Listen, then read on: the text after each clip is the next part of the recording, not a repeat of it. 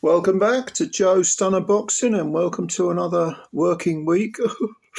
Anyway, let's do another one of these trips down memory lane. I think. Let's talk about someone who, you've probably heard of the Four Kings from the 1980s: Roberto Duran, Marvin Hagler, Thomas Hearns, and Sugar Ray Leonard. The Four Kings. There was even a book called The Four Kings that was written about them. But there's a fifth king, and he doesn't get, I don't think, enough credit because he actually fought three of the Four Kings. The only one he didn't fight was Marvin Hagler. And he beat one of them. He beat Roberto Duran. He got stopped in the 15th and final round by Sugar Ray Leonard, losing his welterweight world championship. But no shame in, I think it was about 8 seconds from the end that Leonard stopped him in an old 15-rounder. And he was outpointed by Thomas Hearns, but did have Hearns on the floor. So, we're talking here about someone who competed with the best, and he beat many other terrific fighters. And he was the youngest ever world champion at a mere 17 years of age. Okay. His name, of course, is WILFRED Benitez. He is from Puerto Rico. And he had these incredible defensive skills where at times you just couldn't hit the guy. He was an amazing fighter. But he turned pro at 15. Like I say, he won his first world title at 17. This is going back to 1976 when he won his first title. It's still a record that hasn't come close to being beaten.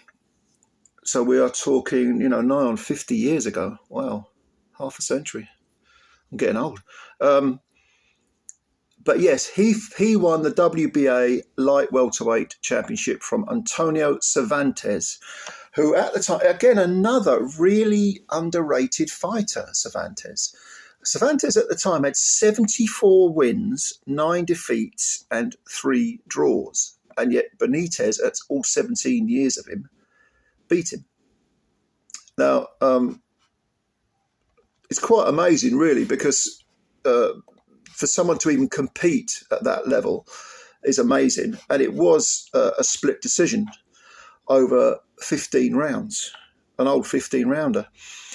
So we're talking about someone who, you hear of precocious talents, you hear of people, sort of being old before their time. You hear of them. If you're talking heavyweights, you always think of 20-year-old Mike Tyson tearing the place up. But to be honest with you, I can't think of a more precocious, ahead of his time fighter than WILFRED Benitez. And at the time, he was undefeated. He'd had a slew of fights in the 2 years previous. He beat Cervantes for the WBA title. He defended it several times. He did have a draw with Harold Weston, which was a surprising majority draw. And that was in America, because almost all of Benitez's fights up to that point had been in Puerto Rico. Understandably so, because he was Puerto Rican. And then he carried on fighting. He moved up, and eventually he moved up to welterweight. And by the way, he did beat a couple of, pretty decent names along the way that you might remember, like Bruce Curry. He beat him twice. Bruce Curry was a decent fighter. In fact, he was undefeated when Benitez beat him. He then repeated the trick, beat him again. He beat Randy Shields, who went on to be a very good fighter, went on to be a good trainer. He beat Carlos Palomino. That was a split decision over 15 rounds. And if you know anything about Palomino, at the time when he had 1 defeat on his record, you all know that he was a very, very good fighter who made, I think, 10, 12 defences of his welterweight belt. And he then rematched Harold Weston, who he'd drawn with previously, and unanimously outpointed him over 15 rounds. He was a master boxer, WILFRED Benitez, definitely a master boxer. And like I say, he turned pro in 1973, back end of 73, November, I think it was, won his first title in 1976. Moved up, won the welterweight title, and then defended his welterweight title against an up-and-comer in 1979 called Sugar Ray Leonard. Now, this was the WBC welterweight title. By the way, the Palomino win was the one where Benitez won the WBC welterweight title. So a couple of fights later, he's defending it against Ray Leonard. And Ray Leonard, undefeated in 25 fights, Olympic gold medalist in the 1976, famous 1976 team, brilliant fighter, Hall of Famer. You know about Sugar Ray Leonard. You don't need me to tell you about him.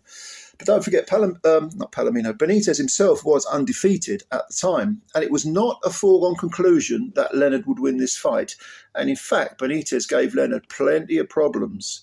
Benitez, with his masterful defense, very crafty fighter, good offense, fought well off the back foot. He made life difficult for Ray Leonard.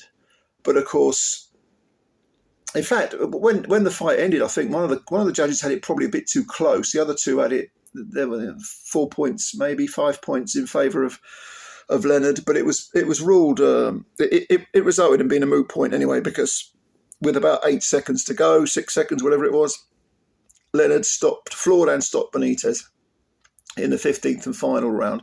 No shame in that, of course.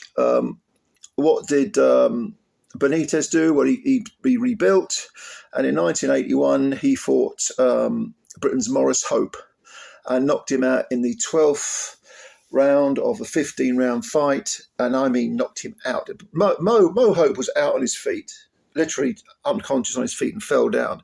And there's a famous clip of Benitez laughing as Mo Hope fell over, because he knew he'd knocked him out. He landed the punch. Hope was out, and Benitez didn't bother throwing another punch. He just sort of smirked as Hope hit the floor. And that was for the WBC super welterweight title. So this was his third world title. And this was in 1981. All right. So you're talking about a man who was, at the time, would have been in early 20s, 23, something like that. I think it was 23. So at the age of 23, maybe 24, I can't remember the exact age he was already a 3-weight world champ, and he'd beaten good men to do it. Cervantes was a brilliant fighter. Ray Leonard, you know about. Mo Hope, not a pushover, and knocked Spark out by Benitez. So suddenly Benitez was champion again. Now, he moved on, and in fact, 2 fights later, he fought Roberto Duran. His first defense, by the way, I should mention, was against a guy called Carlos Santos, who was undefeated in 22 fights, and Benitez beat him on points again over 15 rounds, because these were the old 15-rounders. And then he fought Roberto Duran, and he outpointed Duran over 15. Now, I remember Benitez winning that fight quite comfortably, but when I looked on BoxRec before I did this video, the cards were quite close. One of them, I think, was only a point in it. It was unanimous for Benitez, but I remember him outpointing Duran, giving him maybe, I don't know, 9 of the rounds, 9-6, something like that, maybe. 10-5, perhaps. But, Christ almighty, I haven't watched that fight for a couple of decades, at least two or three decades. But it was a great win. Duran, of course, we know all about Duran. You don't need me to tell you about him. Arguably the greatest lightweight ever. And first man to beat Ray Leonard. And then who did Benitez take on after beating Duran? Thomas Hearns. Again, this was for the WBC. This was for Benitez's WBC super welterweight title. And he lost a majority decision. The only person that had beaten Hearns at the time was Ray Leonard, with a late stoppage in their epic first fight. And in fact, I think Benitez had Hearns on the floor, although it looked, if I remember rightly, and again, this is another one I haven't seen for about 30 years, I think their feet got tangled up. But it was just a flash knockdown. Hearns went down, sort of scuttled backwards and fell over and laughed. I think he grinned as he got up. But Hearns got the belt, So, and don't forget, he was, Benitez was still only about 24, maybe 23, 24. And it had plenty of time to rebuild again, you would think. But in actual fact, that fight against Hearns and all those 15 rounders that Benitez had from a very, very young age probably took their toll more than people realised. Because 2 fights after that Hearns defeat, this was in 1983, Mustafa Hamsho outpointed Benitez over 12 rounds. It was a unanimous decision over 12 rounds. And Hamsho, a good, tough fighter, durable, twice fought Marvin Hagler, lost twice, but no shame in that. He kind of mauled, and suddenly Benitez was beginning to look a little slower. And because he traded so often on his ability to slip and slide and be so elusive and such a crafty counterpuncher, suddenly he was getting clipped and he was getting outworked and he was getting bullied and maybe ragdolled. So Hamsho took the victory, and there was a tendency to think, well, is he on the slide, Benitez, or is he? Is it just a bad day? Was it just a bad day at the office? Because Hamsho was a crude guy. Benitez was slick. He really should have beaten him, shouldn't he? Well, 2 fights after that, Benitez fought the up-and-coming Davey Moore and was flattened in 2 rounds. His first stoppage loss. He's knocked out in 2 rounds. He was down in the first round, and he had an 8 count, I think, in the second round. But there is a caveat to this stoppage because Benitez actually had a broken ankle.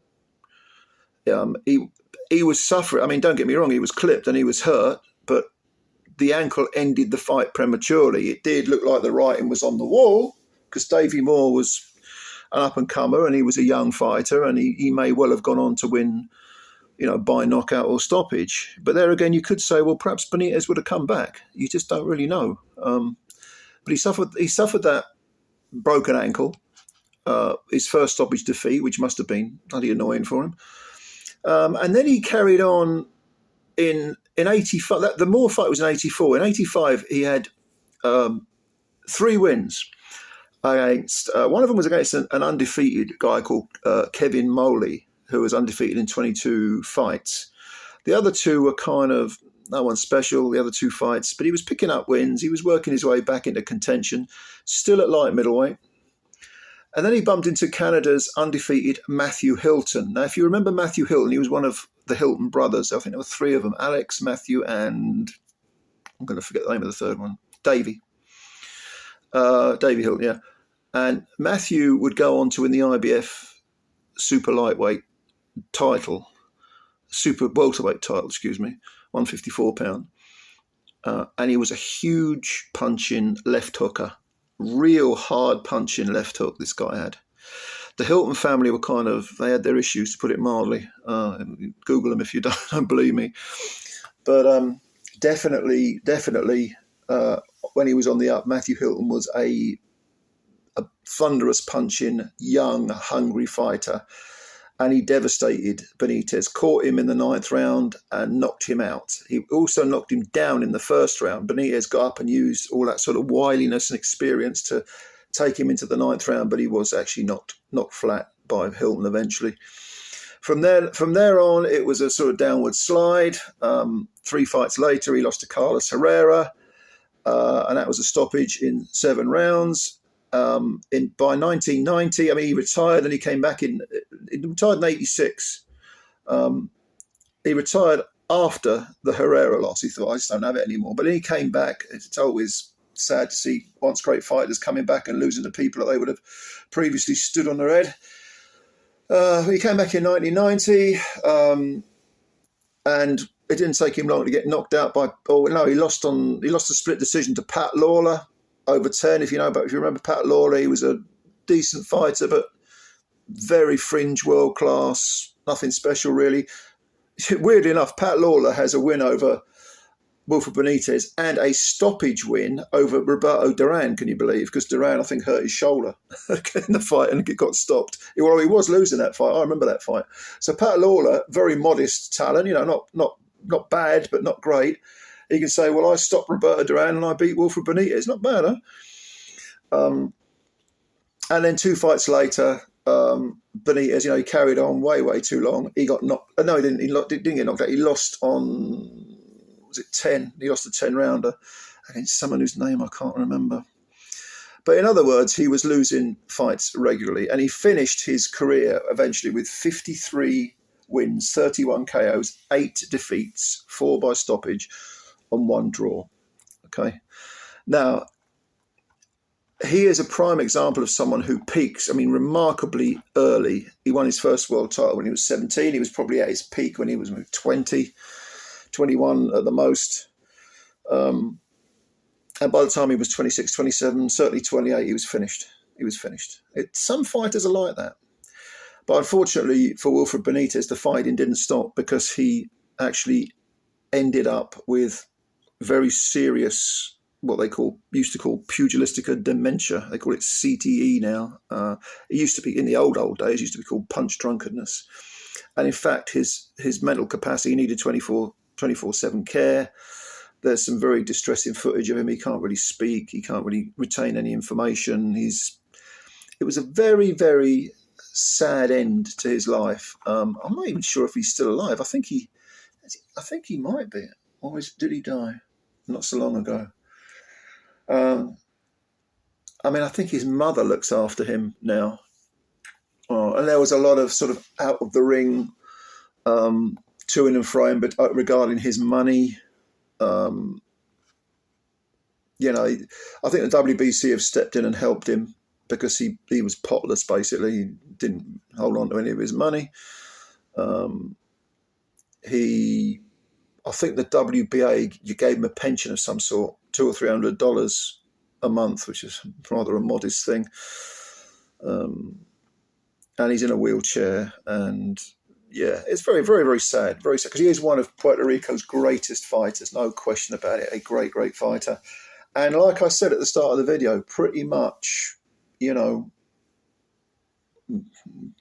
fifth king, as far as I'm concerned. What do you think of when you think of Puerto Rican boxers? Camacho maybe, Alfredo Escalera, Felix Trinidad, Cotto, of course, Miguel Cotto, Alfredo Gomez. But you can't miss out WILFRED Benitez, 3-weight world champ by the time he was about 23, fought the absolute best from, B-plus level contenders to quite a few greats, truly great fighters, Hall of Famers. And he himself is in the Hall of Fame, and I think deservedly so. He was a great fighter. So that's a little overview of WILFRED Benitez. Let me know if you remember him. If you're not old enough to remember him, go and have a look at him on YouTube. I'm still trying to remember whether he's still alive. I think he might be, but in a very, very bad state. Anyway, thank you. If you like this video, please subscribe to the channel and hit the like button if you did enjoy the video. I always appreciate your time. And comments below. Thank you very much, ladies and gentlemen. Bye for now.